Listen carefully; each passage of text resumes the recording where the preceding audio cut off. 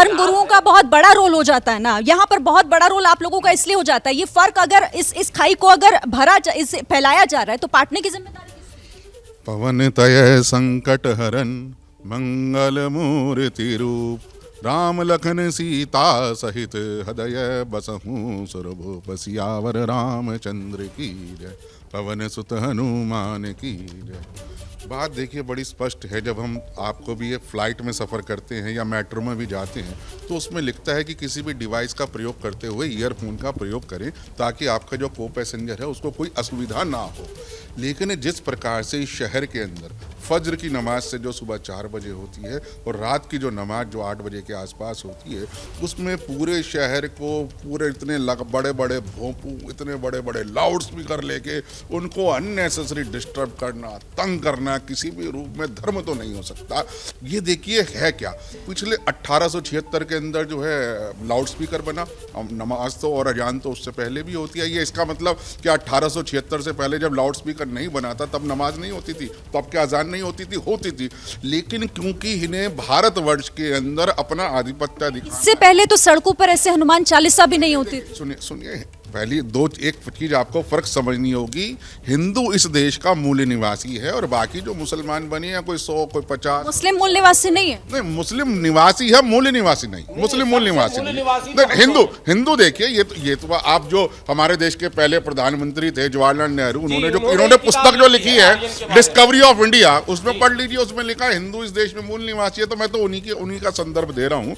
हिंदू इस देश के अंदर मूल निवासी है, बाकी जो तो आप भी फिर बांटने वाली बात कर रहे हैं ना, आप भी बांटने वाली बात, ये बांटने वाली बात नहीं हुई।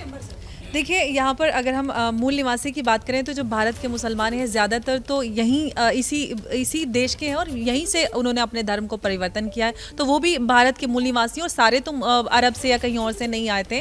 तो वो और जो इतने सालों से रह रहे हैं तो वो एक अलग बात है। लेकिन हमें जो एक भारत का निवासी होने के नाते जो प्रिस्क्राइब्ड हमारे गाइडलाइंस है, अगर हम नॉइस पोल्यूशन की बात करते हैं, ये मुद्दा हनुमान चालीसा या फिर अजान का नहीं है। ना ही तो किसी को अजान से इतराज़ है और ना ही किसी को हनुमान चालीसा से इतराज़ है। जब हम भारत की बात करते हैं जो largest democracy of the world है, जहां पर संविधान से देश चलता है, वहां पर जब पहले से ही प्रिस्क्राइब डेसिबल्स हैं कि आपको इंडस्ट्रियल एरिया में, रेजिडेंशियल एरिया में, कमर्शियल एरिया में कितने डेसिबल्स पे आपको लाउड स्पीकर चलाना है, उसके बावजूद अगर आप सुबह के समय में फजर की अजान में किसी को कितनी बार हम लेट सोते हैं, कितनी बार बहुत सारे लोग सबका अलग अलग वर्किंग आवर्स होते हैं, ऑड आवर्स पे आते हैं घर, लेकिन सुबह में इस तरह से अगर आप उसका उल्लंघन करते हुए अजान चलाते हैं। और सबसे बड़ी बात यह है कि थोड़ी थोड़ी दूर पे एक ही मोहल्ले में इतनी सारी आज़ानें होती है, 2-2 मिनट के बाद होती हैं, तो जो आम नागरिक होता है तो उनको असुविधा होती है। हमें ये मुद्दा धर्म को ना लेकर एक समाज और एक नॉइस पोल्यूशन की तरह लेना चाहिए।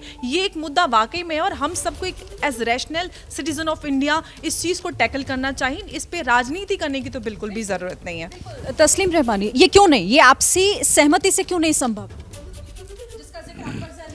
शिरीन, सबसे पहले तो मैं कहूँगा कि ये सब बहुत ही ज्ञानी लोग हैं और कहाँ आपने एक पॉलिटिकल वर्कर को इतने पढ़े लिखे इंटेलेक्चुअल्स और धर्म गुरुओं के बीच डाला। धर्म को अब राजनीति में घसीटने लाया गया है ना, इसीलिए मैं ये पूछना चाहता हूँ सबसे पहले इस डिबेट में, क्या अजान को लाउड स्पीकर पर बजाने को लेके इस मुल्क में रियली कोई डिस्प्यूट है? कोर्ट का आदेश आपको मालूम है ना? वो तो मुझे मालूम है, वो सारे देश को मालूम है, वो इन सबको भी मालूम है।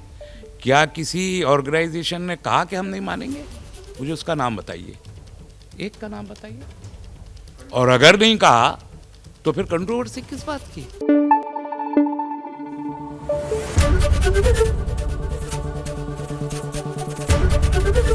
एबीपी न्यूज आपको रखे आगे।